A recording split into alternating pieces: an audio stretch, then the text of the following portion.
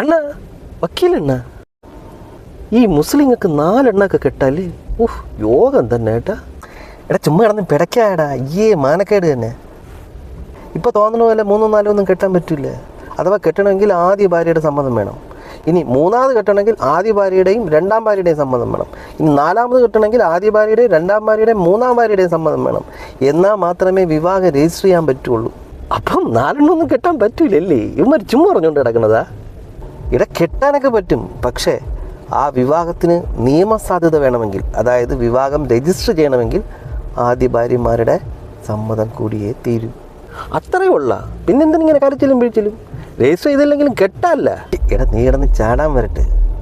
ഈ വിവാഹം കൃത്യമായിട്ട് രജിസ്റ്റർ ചെയ്തില്ലെങ്കിൽ ഒരു സ്ത്രീക്ക് ഭാര്യ എന്നുള്ള നിലയ്ക്ക് ആ ഭർത്താവിൻ്റെ സ്വത്തോ പണമോ ഒന്നും കിട്ടാൻ പോണില്ല.